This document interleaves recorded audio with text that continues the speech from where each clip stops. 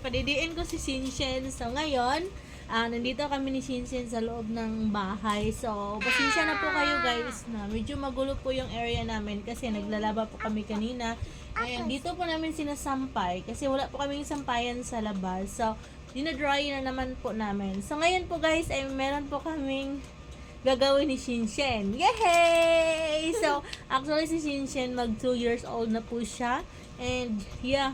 So, ito try po natin padidiin guys kung magdidi pa ba siya. So, ano tawag yung Shinshen? Sige na. Let's, didi mama. Dali. One. Alam niyo ba guys, dati siya talaga nag-aalok sa akin na magdidi. Ngayon, kapag padidiin ko siya, tumatakbo siya. So, dali. Oh, didi.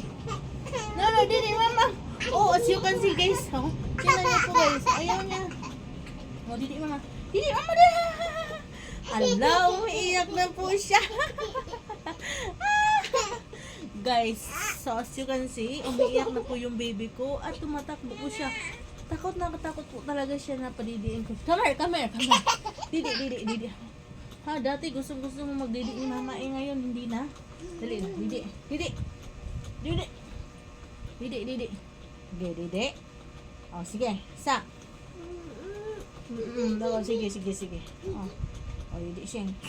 Oh, ayaw na niya guys. Kahit anong pilit ko, siya na po talagang kusang humihinto. So, wala pa akong nilalagay para hihinto po siya, pero siya na po kusang humihinto. Pero iwan ko sa batang ito kasi nga guys, pinainom ko siya ng gatas Bear Brand. So siguro mas nasarapan siya uminom ng gatas, kaya siguro hindi na siya nagdidi.